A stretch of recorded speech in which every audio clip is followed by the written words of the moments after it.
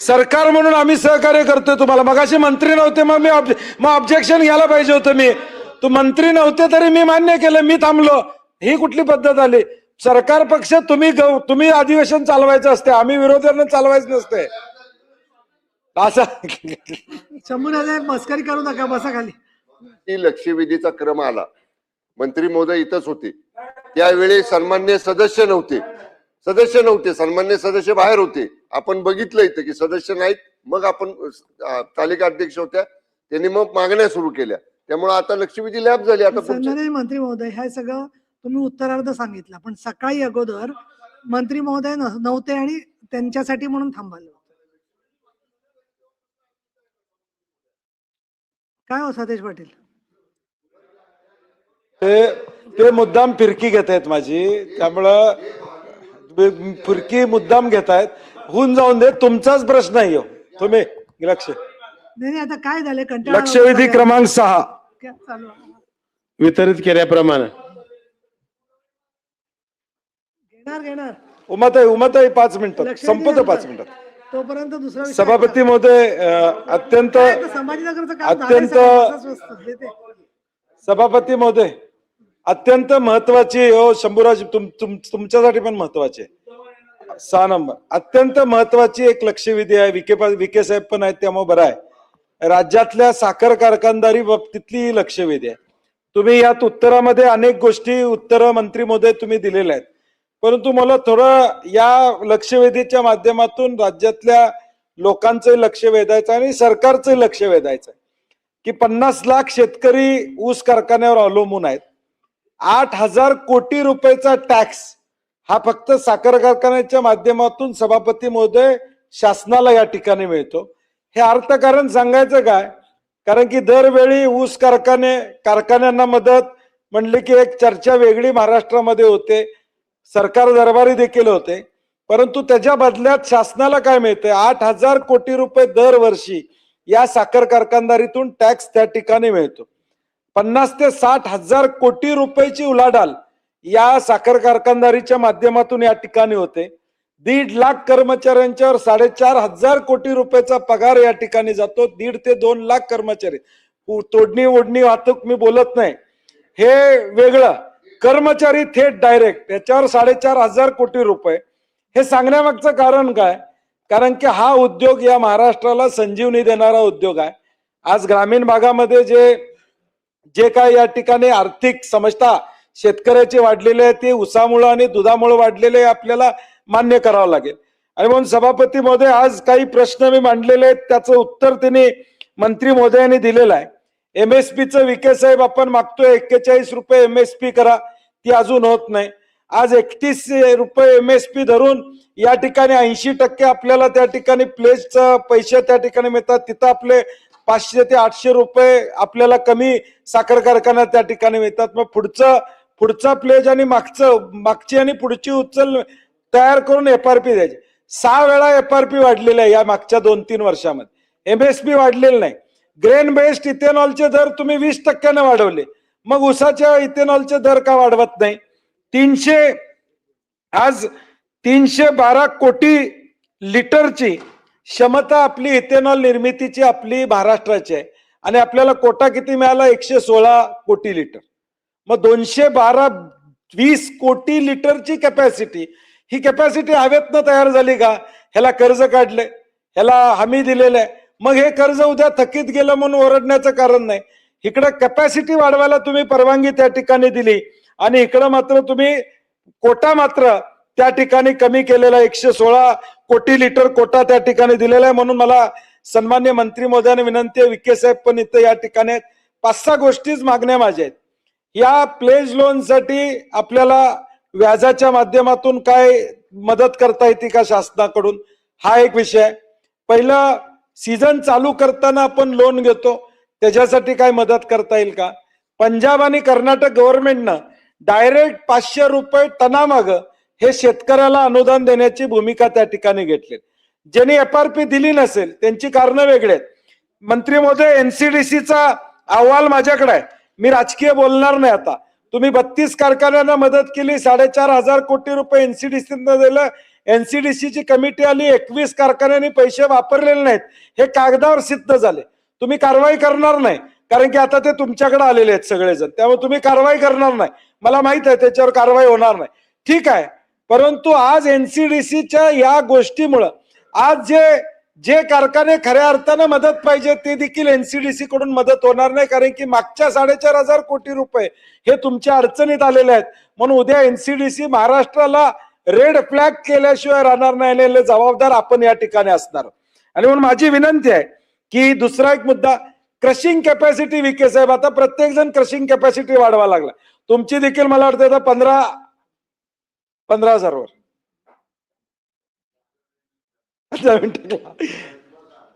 म्हणजे आज शंभूराज आता राजे 180चा सीझन आता 100 दिवसावर आलेला. 100 दिवस म्हणजे आता फक्त 100 दिवस कारखाने या राज्यातले चालणार आहेत. क्षेत्र वाढत नाही, टनेज वाढत नाही. माझी स्पेसिफिक मागणी मंत्री महोदय, रिस्ट्रक्चरिंग करणं, ऊसाच्या या FRP साठी अनुदान देण्याची भूमिका शासनाने गेलं. RBI मदत करेल का माहित नाही, परंतु नाबार्डशी चर्चा करून विखे साहेब आपल्या 2008 साली आपण रिस्ट्रक्चरिंग केलं होतं नाबार्डच्या माध्यमातून. तसं एक 15 वर्षाचं रिस्ट्रक्चरिंग जर करता आलं आणि शासनानं जर मदत केली, मी पहिली आकडेवारी का सांगितली 8,000 कोटीची, की ज्यावेळी मदत येईल त्यावेळी त्याच्यावर चर्चा होणार आहे एवढं का द्यायचे पैसे. हा इंटरेस्ट सबवेन्शन त्यावेळी आपण दिलं होतं. लोकरी मावा पडला होता त्यावेळी देखील आपण 2002 साली त्या ठिकाणी दिलं होतं. त्यामुळे माझी विनंती आहे की या उद्योगाकडे बघण्याच्या दृष्टिकोनातून शासन या ठिकाणी काय करणार आहे का, आणि मंत्री महोदय धाडसी निर्णय तुम्ही घेणार आहात का कॅपॅसिटी कुठल्याही कारखान्याची वाढू न देण्याचा. सगळ्यांच्या कॅपॅसिटी प्रत्येक जण 10,000 टन 8,000 टन करायला लागला. तेव्हा माझे 5 स्पेसिफिक प्रश्न आहेत की डायरेक्ट अनुदान तुम्ही देणार का, रिस्ट्रक्चरिंग करणार का, नाबार्डशी चर्चा करून या अडचणीत आलेल्या साखर कारखान्यांचं तुम्ही काय करणार. NCDCच्या आता चौकशी चालूच आहे, तुमच्या हातात तो विषय राहिलेला नाही. ज्या 21 कारखान्यांनी पैसे योग्य वापरले नाही त्यांच्यावर NCDC कारवाई करणारच आहे, त्याबद्दल माझं दुमत नाही. आणि या विषयावर तुमच्या स्तरावर काय होणार आणि मुख्यमंत्री स्तरात तुम्ही काय या ठिकाणी करणार याचा खुलासा व्हावा. सभापती महोदय, सतीश पाटील साहेबांनी अतिशय जिव्हाळ्याचा प्रश्न या ठिकाणी सभागृहासमोर मांडलेला आहे. राज्यामधल्या साखर कारखान्यांची परिस्थिती खूपच वाईट झालेली आहे. कालही एका चॅनलची मुलाखत मी दिली होती. त्यांनी सांगितल्याप्रमाणे पहिला मुद्दा, आतापर्यंत 6 वेळेस FRP वाढलेली आहे, पण MSP एकदा देखील वाढलेली नाही. आणि खर्चाचा बोजा तर कारखानदारीवर वाढत राहिला. पगाराचा प्रश्न असेल, नवीन यंत्रणा असेल, केमिकल असेल, ह्या सगळ्या गोष्टी वाढत आहेत, हे खरं आहे. पण त्याही संदर्भामध्ये मागे देखील आपल्या सरकारने या संदर्भामध्ये हा विषय आपल्या अखत्यारीत येत नाही. केंद्र सरकारच्या अखत्यारीत असल्यामुळे त्यांच्याकडे देखील आपला पाठपुरावा चालू आहे. आज आपल्यामध्ये दादा नाहीत, दादाने देखील याच्यामध्ये लक्ष घातलं होतं. अमितभाई शहाच्या कानावर त्याही गोष्टी घातल्या होत्या आणि मुख्यमंत्री साहेबांनी देखील त्यांनी एक पत्र केंद्र सरकारला लिहिलेलं आहे की या दरामध्ये साखर कारखानदारी टिकणार नाही. आता पुढच्या वर्षी 50% देखील कारखाने सुरातच होणार नाहीत. त्याच्यामुळं ऊसाचा भूर्दंड पुन्हा सरकारवर बसण्याची शक्यता आहे. आणि म्हणून या संदर्भामध्ये आपण या ठिकाणी सांगितल्याप्रमाणे याच्यामध्ये काय करता येईल, CM साहेबांनी पत्र दिलंय. आज BHEVच्या संदर्भामध्ये, इथेनॉलच्या संदर्भामध्ये रेट कमी झालेले आहेत. सगळ्यांनी मोठमोठ्या डिस्लऱ्या घालून ठेवलेल्या आहेत. त्यावेळेस गरज होती, परंतु आज मात्र इकडं रेट कमी झालाय, 9 ते 10 रुपये कमी झालाय. आणि आपण सांगितल्याप्रमाणे कोटा देखील कमी झाला. योगायोगानं काल परवा 17 तारखेला गुजरातमध्ये गांधीनगरला आपले सहकारिता मंत्री तथा राज्याचे देशाचे गृहमंत्री देशातल्या सर्व सहकार मंत्र्यांना तिथं निमंत्रित केलं होतं की सहकार चळवळीबद्दल 3री बैठक आहे त्यांची. मग सोसायटीला या ठिकाणी पुनर्जीवित करायचं, बँकेच्या माध्यमातून आपल्याला बँका कशा सक्षम करता येतात, जे सहकारी चळवळीमध्ये उद्योग आहेत त्याला कसं आपल्याला दिलासा द्यायचा, ह्या संदर्भात हा 2रा-3रा आढावा आहे. मग तिथं काही तिथल्याही सहकार मंत्र्यांनी अनेक राज्यातल्या या चर्चेमध्ये काही भाग घेतला होता आणि मग माझ्याकडे आल्यानंतर मी थोडं डिटेल बोलायचा त्यांच्यासमोर हा विषय मांडलेला आहे. ते माझ्याकडे व्हिडिओ क्लिप देखील त्याच्यामध्ये केलेली आहे की त्यांना विनंती तीच केली की 10 रुपये तिथे वाढवावं लागेल, ज्यूस इथेनॉल तिथे वाढवावं लागेल आणि कोट्यामध्ये देखील वाढ करावं लागेल. हा तिथे एक प्रश्न मांडला आणि MSPच्या संदर्भामध्ये FRP जशी वाढली तसं MSP देखील आपल्याला 4041 पर्यंत वाढवावं लागेल. आज कारखाने खूप अडचणीत तुम्ही म्हणल्याप्रमाणे आपल्याला FRP देण्यासाठी आम्हाला कारखानदाराला या ठिकाणी दुसरं कर्ज घेऊन चालवावं लागलं. इथे बसलेले सगळेच लोक मला सोडून, देसाई आहेत ना, आमचे विखे पाटील साहेब आहेत, अन्य मान्यवर आहेत, कारखानदारी खूप अडचणीत आलेली आहे. त्याच्यासाठी आम्ही नवीन एक धोरण आणतोय की अनेक प्रांतामध्ये जे नवीन काही इन्स्टिट्यूट देऊन डिस्टिलरीसाठी वेगळं दिलंय, कोजनसाठी काही दिलंय, BHEV साठी काही केलंय, पुन्हा CNG साठी काही दिलंय, त्या पद्धतीनं काही आपल्याला करून इथं काही थोडासा नवीन सहकार धोरण आणता येईल का?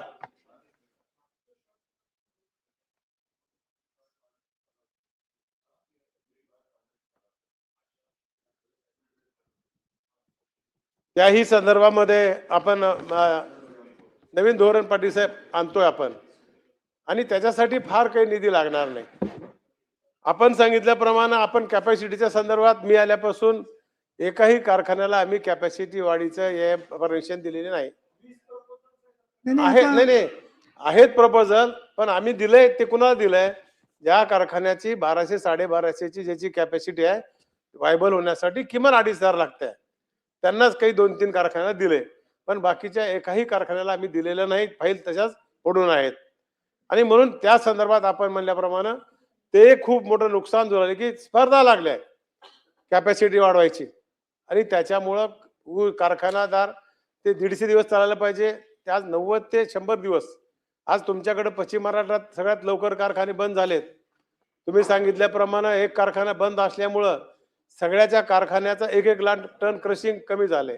सोलापूरमध्ये त्याच्यापेक्षा 72 अवस्था झाली आणि लातूरमध्ये देखील आता तुम्ही पालकमंत्री असताना जी परिस्थिती, आता जी परिस्थिती वेगळी आहे. तिथं देखील सगळ्यांनीच कॅपॅसिटी वाढवल्या, ऊस मात्र वाढलेला नाही. आता आम्ही फक्त जगतोय तर एक आमच्याकडे AI तंत्रज्ञान वापरा. अगोदर कॅपॅसिटी वाढीला ना आता तंत्रज्ञान वापरा म्हणायच्या गोष्टी आपण करतोय. ठीक आहे, ते वापरावं लागेल, करावं लागेल, त्याच्याशिवाय टनेज वाढल्याशिवाय शेतकऱ्यालाही परवडणार नाही, हेही होणार नाही. म्हणून आपण ताबडतोबीनं पाटील साहेब आपण एक बैठक लावायचं काम करू CM साहेबाकडे आणि बैठक लावू. काल परत साखर भवनमध्ये आम्ही बसलो होतो, दिलीप वळसे पाटील होते, जयवंतराव पाटील साहेब होते, राजेश टोपे होते, प्रकाशजी साळुंके साहेब होते आणि तिथेही आम्ही ही चर्चा केली आणि आपण अगोदर CM साहेबाकडे बैठक लावूत आणि आपलं सगळ्याचं एक शिष्टमंडळ दिल्लीला जाऊन अमित भाई शहाची एक बैठक लावूत आणि आपल्या ज्या अडचणी आहेत त्या कशा सोडवता येईल ते आपण त्यांच्याकडे सांगू. आणि रिस्ट्रक्चरच्या संदर्भामध्ये तुम्ही म्हणल्याप्रमाणे खरं आहे, बऱ्याच वेळेस कारखाने पुढच्या वेळेस सुरू होणार आहेत त्यावेळेस 1 महिन्यामध्ये चर्चा करतो. तुम्हाला मी धन्यवाद देतो की साखर कारखानदाराचं सगळ्याचं पुण्य तुम्ही वाटून घेतलात, कारण हा विषय एवढा लवकर तुम्ही मांडलात आणि गरज आहे. विखे पाटील साहेबाच्या नगरलाही काल परवा गेलो होतो, तिथलंही कारखानदारीचं सगळ्यात मोठं कर्ज त्यालाच वाटप झालंय. त्या चेअरमनने देखील मला पत्र दिले की बा आम्हाला रिस्ट्रक्चरची द्या, त्याच्या संदर्भामध्ये काय मार्ग कसा काढता येईल.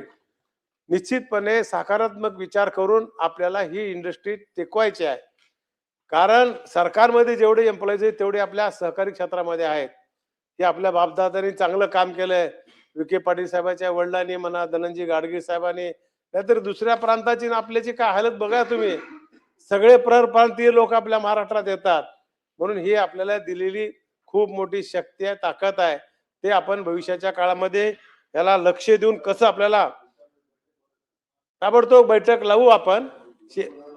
CM साहेबाला पत्र देतो आणि आपल्या सूचना त्यांना द्यायला होत. आपण NCDCच्या संदर्भात सांगितलं, NCDC संदर्भामध्ये आपण या राज्यामध्ये त्याची एक कमिटी आहे साहेब.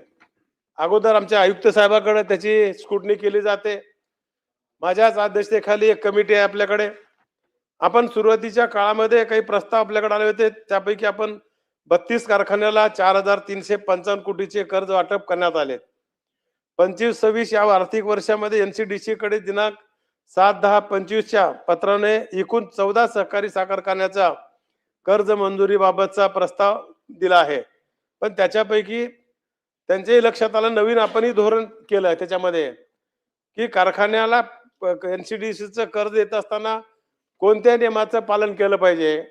त्या कारखान्याने FRP देण्यासाठी किंवा त्यांचा पगार देण्यासाठी जर मागत असतील तर त्याला आपण पैसे देत नाही. तो कारखाना मिल टाकत असेल, एक्सपान्शन करत असेल किंवा डिस्टिलरी करत असेल किंवा कोण जे करत असेल तर त्याला पैसे देतोय. त्याच्यामुळे 14 कारखान्याचे देखील पाठवले असताना 7 सहकारी कारखान्याला कर्ज मंजुरीचा प्रस्ताव दिलेला आहे. ते आमचे आहेत का तुमचे आहेत हे आपण बघितलं नाही. तुमचे देखील त्याच्यामध्ये आहेत. म्हणून ते जे तुम्ही नाही, हे असं नाही पाटील साहेब, तसं नाही झालंय. जे ह्याच्यामध्ये बसलेत काय ते कारखान्याला आपण दिलेला आहे. जे नियमात बसलेत त्या कारखान्याला दिलेला आहे. म्हणून आपण अतिशय चांगल्या प्रकारचा इथं प्रश्न उपस्थित केलेला आहे. साखर उद्योगासमोर अडचणीबाबत, इतर विविध अडचणीबाबत मुख्यमंत्री महोदयाकडे एक बैठक सकारात्मक लावून आपण पुनर्गठनाच्या बाबतीत आणि निधीच्या संदर्भात आम्ही सगळेजण, देसाई साहेब आहेत, आमचे विखे पाटील साहेब आहेत, आपण सगळेजण मिळून आणि बाकीचे मान्यवर आहेत त्यांना घेऊन आपण या ठिकाणी बैठक लावून मार्ग काढल्याशिवाय आपल्याला पर्याय नाही, अशा प्रकारची आपल्याला आश्वासित करून मी माझे 2 शब्द.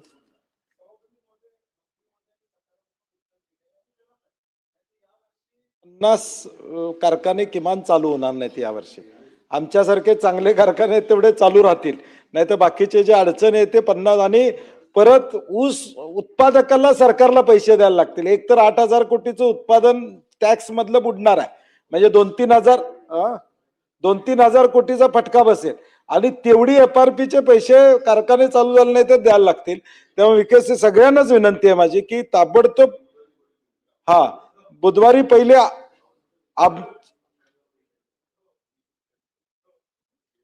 चालतंय, आपल्या आधी बैठक घेऊया. बुधवारी तुमच्या लेवलवर एक बैठक घ्या, हा. मुद्दे काढूया. 5च मुद्दे घेऊन मुख्यमंत्र्यांच्याकडे गेलं पाहिजे आणि या 5 मुद्द्यावर त्यांनी इश्यू. त्यामुळे माझी विनंती आहे की ताबडतोब बुधवारी आपण बसून मुख्यमंत्र्यांची वेळ घ्यावी, तरच यावर्षी कारखाने चालू होतील. नाहीतर बाबासाहेब पाटील साहेबांच्या सहकार नेतृत्वाखाली या राज्यातले 50% कारखाने बंद पडले. असा इतिहास लिहिला जाऊ नये याची काळजी घ्या. होणार नाही असा त्याला आधी सकारात्मक बात होऊ देणार नाही. कमी पडलं तर चर्चा तुमच्याकडून झालेली पैसे आहे. घेऊ आम्ही. त्यामुळे सकारात्मक चर्चा झाली आहे, त्यामुळे आशावादी राहा आणि होईल या अधिवेशनामध्ये काय, असं वाटतं मला. याच्यानंतर दादा कैसे पुरवणी मागण्या. सभापती महोदया, सन 25-26च्या आजच करा पुरवणी ना. आज मागण्यावर होईल ना.